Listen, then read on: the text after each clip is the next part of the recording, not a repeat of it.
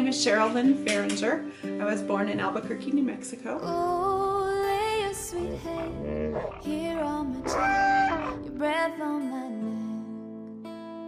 Oh, I was born January 19th, 1972. I'm 42 years old. Until the dawn. My daughter's name is Madison Elizabeth Fehringer. I wanted to have Madison, well, for as long as I can remember. I wanted to be a mom, so she was definitely a wanted miracle. Oh, my love. This is Madison Elizabeth Fehringer. She is 19 months old tomorrow. She was born August 3rd, 2012, and she's very active. Steady as we rise, be forever mine. Oh, full of life, smiling and enthusiastic about everything. She likes to explore, and so it wouldn't matter if you're outside and there was the tiniest little leaf there, she'd want to look at it. Her joy in life is amazing. She is happy almost all the time, and her energy level is just, although sometimes exhausting, is awesome to watch because she's interested in absolutely everything. She just has a joy for life. We should all have that.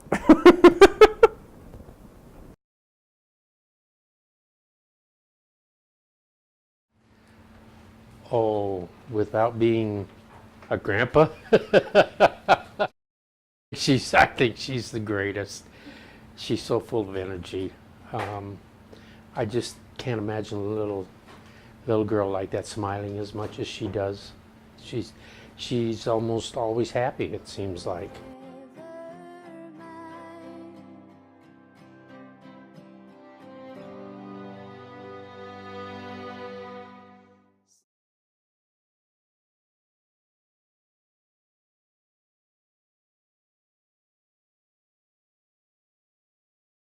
My name is Glenn Fehringer. I am Madison's grandfather. September 13, 1942.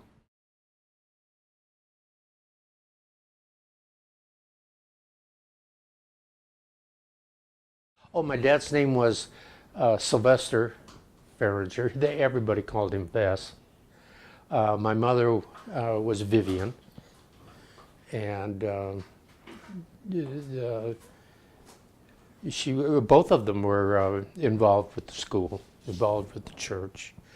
They were much like everybody else in town. They were all giving and helpful, and like you would expect you would find in a small community.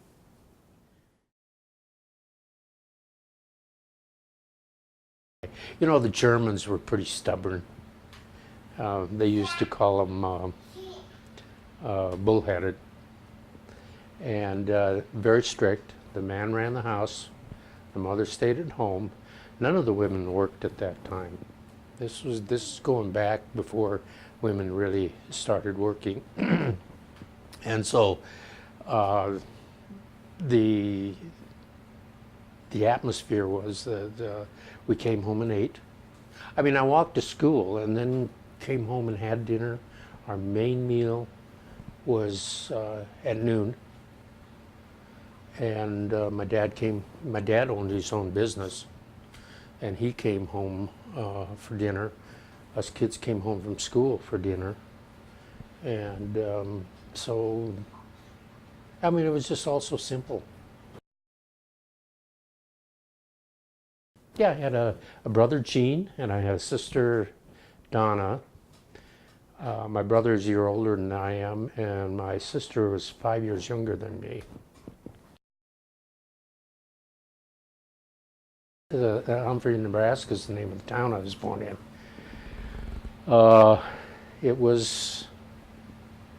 Everybody was the same religion.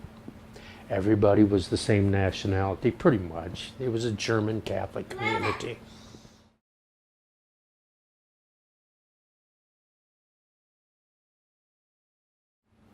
Well, my memories, you know, the little town I grew up in was only 800 people in a farming area. And everybody knew everybody, and it was kind of like Mayberry. What's the name of that show? RFD or something like that. Anyway, it was very simple. It was peaceful, I guess, if you compare it to city life. And I felt safe no matter what. Even as a little toddler, we never had fences. If we got away somewhere, somebody would pick us up and take us back home. It was just, and the friends that I had in that little town are still my friends. I mean, some people can't imagine having friends that long, but we're still close after 70 years. It's pretty long to have a friend. We had the freedom of town. We have friends. Everybody, every kid in town was our friend, and we made our own toys. One of the big things we liked, we made stilts that we could walk on. We made everything we had. We made ourselves. We didn't get many toys.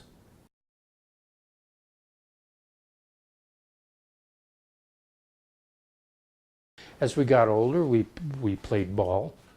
Sandlot baseball, sandlot football, you know, whatever. And we did a lot of that, and we had the whole town at our disposal. I've got peace like a river. I've got peace like a river. I've got... Good morning. I want to introduce you to my mother. This is Vivian Fehringer. I had more sleep now than I did last night. She was my mother. I've got peace like a river. I've got peace like a river in my soul. Well, Dad went to college 1 year, and he was going to be a pharmacist. And then he would go home for the summer, and he was working in the drugstore over at Lindsay. And the telephone linemen came through, and he went with them. And he stayed with them for 42 years. And then they went to Norfolk, and my mother was a telephone operator up there. And that's how they met.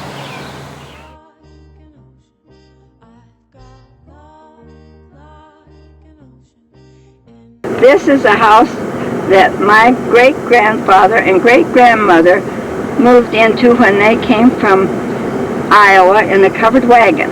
And I can remember she had a trap door in the kitchen, and whenever we kids would go there, she'd go down in that trap door and bring cookies up for us. That's one thing I remember about my great-grandmother. Come to the waters, watch it flow with his love. In 1931, she was 36 years old. They called she died of cancer. So how was she was, she found out she had cancer, so she went down to Savannah, Missouri, to a cancer clinic. And in those days, you kept them a long time, you know, and she was down there a month. And we expected her home for Thanksgiving. And 5 days before Thanksgiving, she died. And how old were you then? 15. The doctors usually ask what kind of cancer. Breast cancer. And your But grandmother she didn't actually died from the cancer Well, she got a blood clot. on the operating table. No. She was up and ready to come home. We expected her home. She was down there a month.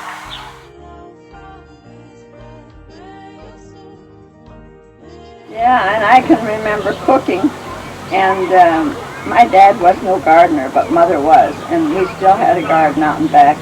And I can remember burning stuff, and then I'd go out in the garden and bury it before Dad would come home.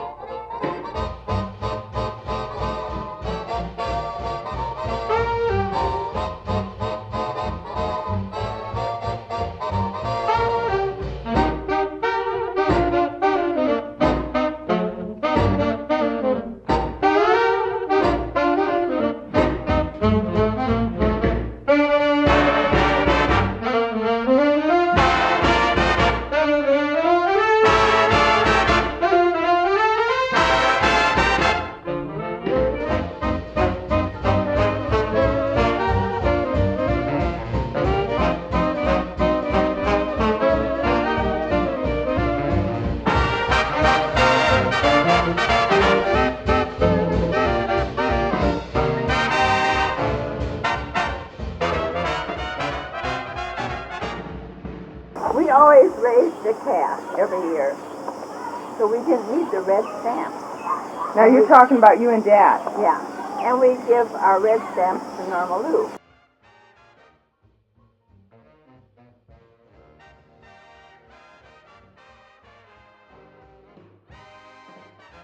Because Dad and she didn't have enough red stamps. Then she'd give a sugar. I didn't use a whole lot of sugar because Sylvester's mother lived with us and I didn't bake because she was diabetic and the boys were little and we got tickets for them too. Or what did you call them? Not tickets. Stamps. Stamps. We got stamps for them too and they didn't use that much sugar. So we'd exchange, and if we wanted to go someplace, you had stamps for gas. And 2 or 3 couples would get together and everybody give a few stamps to get enough gas to go. I know, and the speed limit was 25 miles an hour, wasn't it? I don't remember I that. think it was. And Dean Kessler's and we divided our stamps for gas and went to a football game in South Lincoln one time. Went all the way, 25 miles an hour.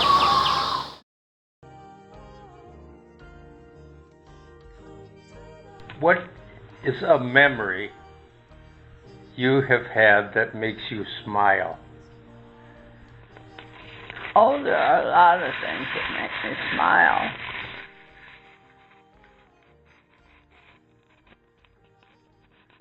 I don't know. Just life, I guess.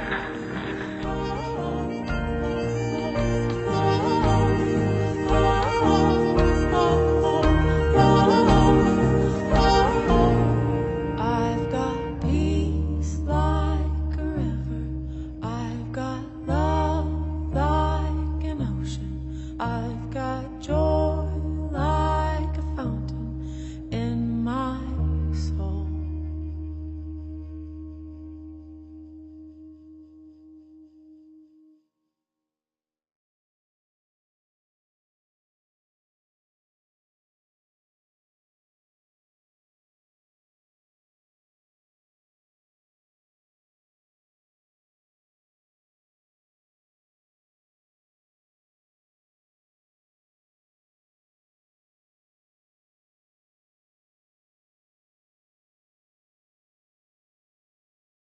My name is Penny Joanne Fehringer, maiden name Mayer. I was born on June 8, 1943. Oh, I'm her grandmother. Something I always wanted to be was a grandmother. I was born in LaPorte, Indiana, a town of about 20,000 people, but we lived out in the country. 6 miles, and now I laugh about that because I thought we really lived far out in the country.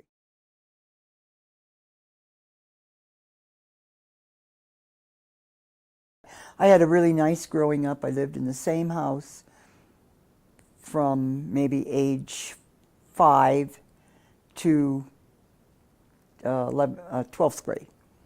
And out in the country, so we had chickens and pigs and a horse even. And we had a lot of room to move around and play. The only thing I regret is that we didn't have close neighbors, so we didn't have friends. Well, I was the oldest, and then I had a sister Patty, a year younger, and then a sister Kathy, who's 5 years younger than I am. And then when I was 9, my brother Jim was born. Unfortunately, he passed away at the age of 51. Then after I was married, my parents adopted 2 children. The first one was Marie. Now, Marie was 6, and they had an orphanage in Albuquerque at that time, and she and Michael lived in the orphanage, but it was a boys' orphanage, so they kept girls until they were old enough to go to school. And Marie was going to school. She was 6 years old, and she didn't have anywhere to live because she couldn't live in the boys' orphanage.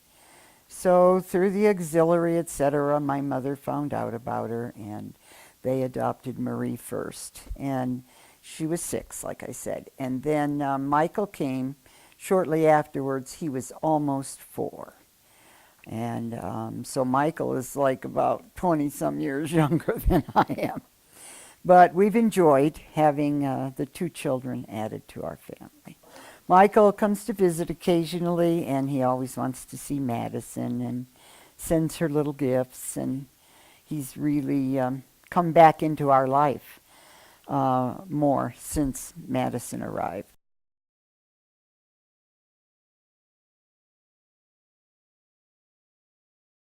Yes, of course, not with Mike and Marie, but and Jimmy was just really 9 years younger. He was a pain, just a pest like boys can be. But Patty and I played together all the time. And Kathy, well, she was younger too, but Patty and I played together all the time, did everything together. And I remember when we were, the Christmas that we were in 7th and 8th grade, we got our first radio. I know that sounds strange, but we had to share it. And I think about these kids with their little portable radios. Or well, now they have those little MP3s and things like that, whatever they're called. But that was a big thing that Christmas when we got our own radio. But we had to share it, so you couldn't just turn on what you wanted. But fortunately, we listened to the same kind of music and that. So that was very, very special to us. Oh, my parents. My mother was very strict. My father liked to show us off, but of course he allowed my mother to have the iron hand because she was home a lot. He worked sometimes swing shift, so he wasn't home when we were home. But he was always very, very supportive of what we did in school and 4-H. We were in dancing, we were in music, and we were supported in everything we did by him, but he wasn't always there. My mother was always there. She was always helping at school or a leader with 4-H and with my sister Girl Scouts.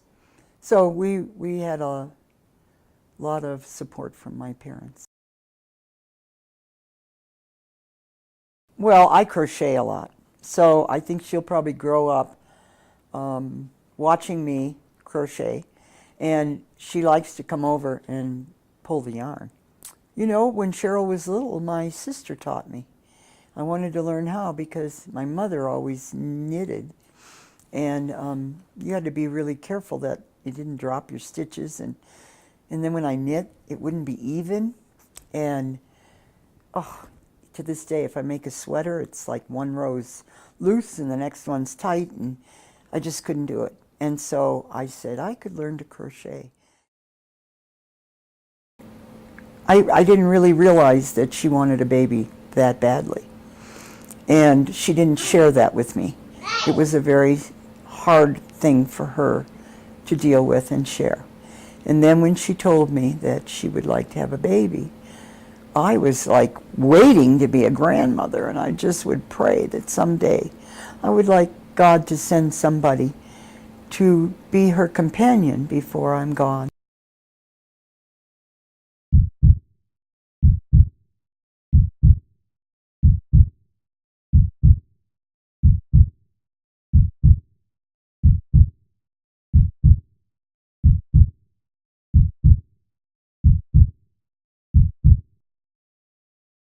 One of the very special moments in my life was the day that I shared Madison's birth with Cheryl. And that was August 3rd, 2012. And she was born at 8:38 a.m., weighed 6 pounds, 6 ounces, 19 3/4 inches long. And that was so exciting. And I said to them, oh, did anybody write it down? Do we know what time she was born? And I guess they have experience with that. I was sitting there waiting until they told me to go in. And this doctor came by that was going to be assisting at her birth, Madison's birth. And he said to me, oh, by the way, he said, be sure you watch the birth. Tell him that you want to see the birth. It's awesome. Well, I wasn't sure this was going to be so awesome to see my daughter cut and the baby born. But anyway, I thought, well, I might as well. I'm here.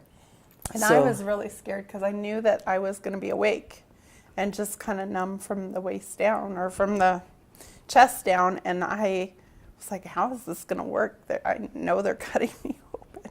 So I was really nervous about that. And I remember saying finally, when are you going to start this? And they said, well, honey, we've been doing this for about 10 minutes already. We're getting on the way. And they had a blue drape in front of her like this. And they told me to tell them that I wanted to see the birth. So when it was time, to be sure and let me know. And I let the tech know that. And so at one point they said, okay, it's time. And the anticipation and excitement was just overwhelming. And I stood up to look over that blue drape that was in front of her face. I'm going to cry. Yeah, and she had already been cut, so I didn't have to watch that. And they said, okay, now, and they lifted Madison out and held her up. So I could see her over the blue. Yep, they curtain. showed her over the blue thing, and she was all blue and bloody, and and her hair was all matted, and I went, and I remember, oh my they gosh. go, oh my gosh, she's a redhead, and I'm looking at this going, how can you even tell what color her hair is? Was all matted up. And so then they took her over there to the cleaning area, I guess, and all the while they were there, they kept saying things. Oh, and they kept talking about her hair. Red hair. And I was surprised. We got a ginger. Yes, and they kept, then they'd say, you know, how much she weighed and how long she was or whatever. And we're getting her cleaned up, and then pretty soon they wrapped her up in swaddling clothes like that tight, and brought her to me. And Cheryl's face was there, that's all. And I got to introduce Madison to Cheryl.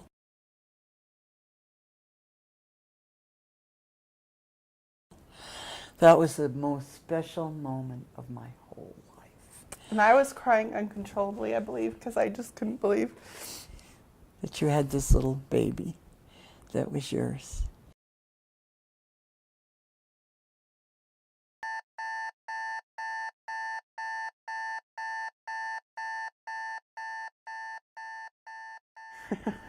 I'm laughing because when she was first born, my daily thought was, I've kept her alive for one more day. Because there's just so much responsibility of caring for another human being. And I don't know when I stopped moving from that, but I obviously am no longer in that phase anymore. I know that she's a survivor, and she's gonna be okay. Oh, look, she's smiling. Come on. She's going, I'm finally getting in on this. Hi, sweetie. I'm finally getting film? in. Hi. Hi, sweetheart. Do you know that you're being filmed? You're usually pretty good behavior when you're being filmed, huh? Yes.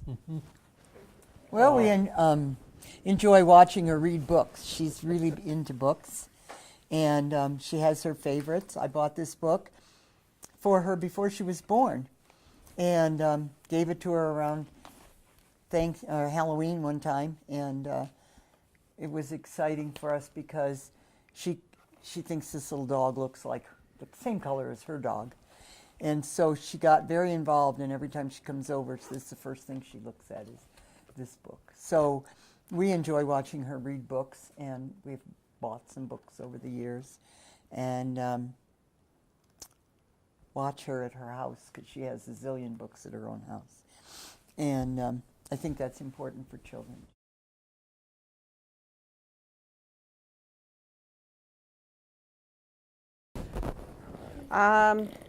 Their humor and their loyalty, I think, are the most important things that most of my friends I've been friends with for more than 10 years. So it's long-lasting and deep. Not a lot, but the ones I have are long-lasting. Caring, giving,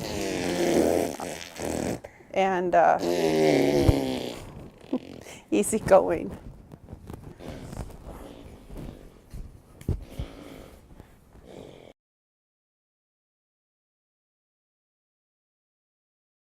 We were in Boulder, and we went to a soccer game, and they had the CU Boulder mascot there, Chip, the buffalo, and she played. We have a video of her playing with him, playing peekaboo with him, and it's just her ability to not be scared in that situation and go with it was so cool. I just like seeing her interacting with other people and not being afraid.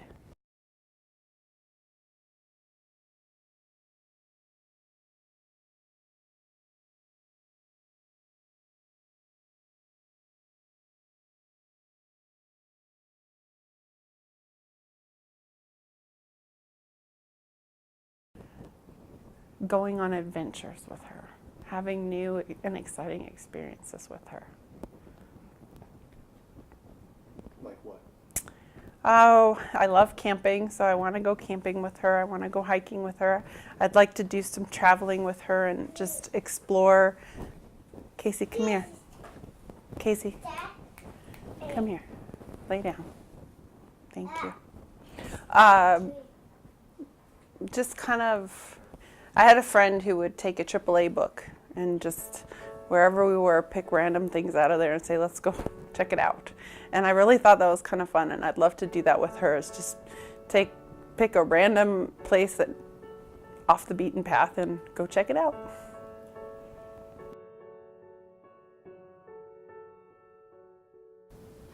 She is the greatest blessing other than, since Cheryl. And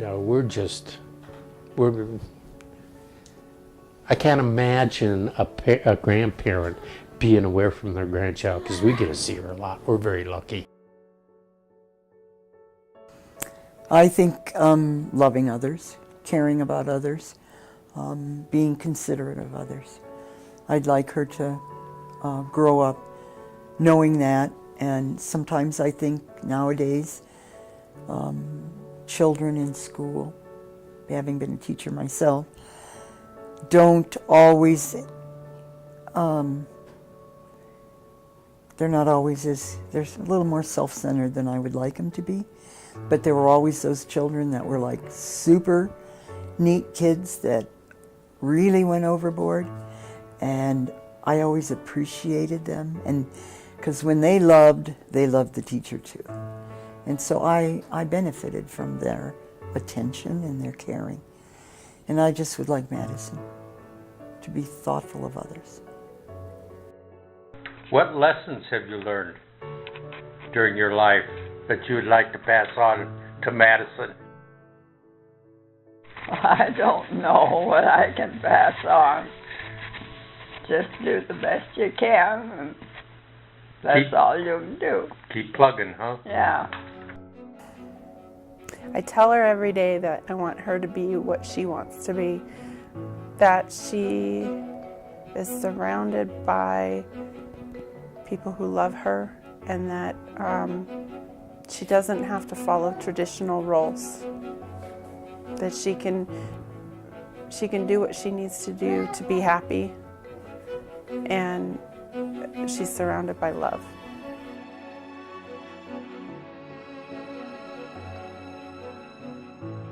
I would want her most of all, I guess, to know that I love her.